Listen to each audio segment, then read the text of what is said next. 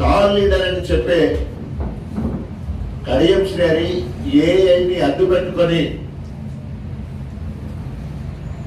ప్రజలు ఇచ్చిన తీర్పును తప్పుపట్టే ప్రయత్నం చేస్తున్నాం.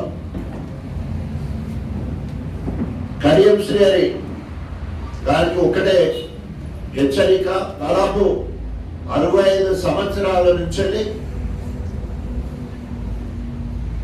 దళితుడు కూడా కాని అదే నకిలీ దళితుడైన నువ్వు రాజ్యాంగం కల్పించిన, అంబేద్కర్ కల్పించిన రాజ్యాంగాన్ని అడ్డు పెట్టుకొని అనేక ప్రభుత్వ రాజకీయ పదవులు అనుభవించిన నువ్వు, నీ కుటుంబం మొత్తం కూడా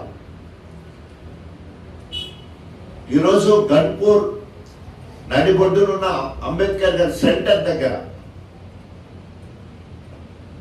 రాజ్యాంగం కల్పించిన హక్కు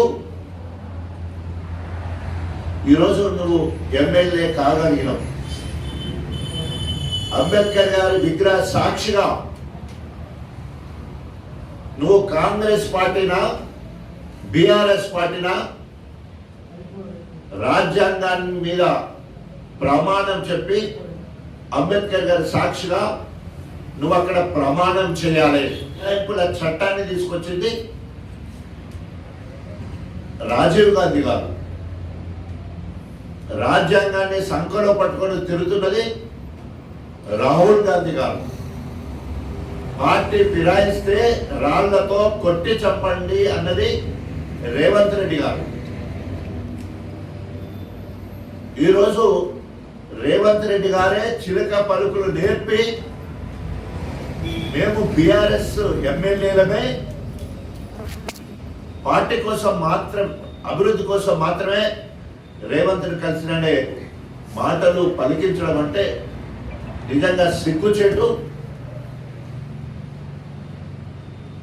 ఒకవేళ కనుక కడియం శ్రీ అనుకుంటున్నాడు నేను స్పీకర్ దగ్గర నుండి పార్టీ ఫిరాయించి చట్టాన్ని తప్పించుకుంటాను, నా మీద వేటు పడదు, ఎందుకంటే ఇప్పటికీ 8 మంది మీద పడలేదు కాబట్టి నా మీద పడదు, దానం నాగేందర్ మీద పడదని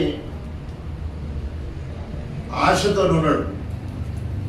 కానీ ముకుల్ రాయ్ అని చెప్పేసి కలకత్తా హైకోర్టులో పార్టీ ఫిరాయిస్తే స్పీకర్ గారు చర్య తీసుకోకపోతే హైకోర్టు ఇన్వాల్వ్ అయిపోయి ఆయనను మరి 6 సంవత్సరాల వరకు సస్పెండ్ చేయడం జరిగింది ఎమ్మెల్యే పదవి నుండి. తృణమూల్ కాంగ్రెస్ లో జయనాయుడు బీజేపీ నుండి గెలిచిన అభ్యర్థి, వాళ్ళు కూడా పార్టీ ఫిరాయించాలని చెప్తే వాళ్ళ స్పీకరే కాబట్టి చర్య తీసుకోకపోతే హైకోర్టులో మరి ఆయన్ను సస్పెండ్ చేయడం జరిగింది. తప్పకుండా కడియం శ్రీ గారి ఖబర్దార్, తప్పకుండా నువ్వు చట్టం నుండి తప్పించుకోలేవు. హస్తం పార్టీలోకి చేరికల జోష్ కంటిన్యూ అవుతోంది. హైదరాబాద్ తో పాటు జిల్లాలో ముఖ్య నేతల చేరికలపై ఫోకస్ పెట్టింది కాంగ్రెస్.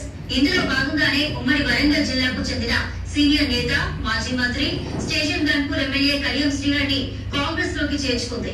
కొద్దిసేపటి క్రితం ముఖ్యమంత్రి రేవంత్ రెడ్డి, కాంగ్రెస్ స్టేట్ ఇన్ఛార్జ్ దీపాదాస్ మున్షి సమక్షంలో కడియం, ఆయన కూతురు కావ్య హస్తం పార్టీలో జాయిన్ అయ్యారు.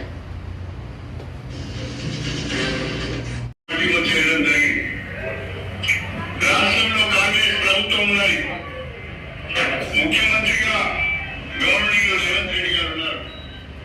రేవంత్ రెడ్డి గారు స్వయంగా పిలిచి అన్న మీరు మా పార్టీలోకి రండి, ప్రభుత్వానికి మీ అనుభవం అవసరం, మీ నియోజకవర్గ అభివృద్ధిని మీరు ఊహించిన దానికంటే బ్రహ్మాండంగా చేద్దామని చెప్పి వారు నన్ను కాంగ్రెస్ పార్టీలోకి ఆహ్వానించడం జరిగింది. ఈ నియోజకవర్గం యొక్క అభివృద్ధిని దృష్టిలో పెట్టుకొని ప్రభుత్వం అందే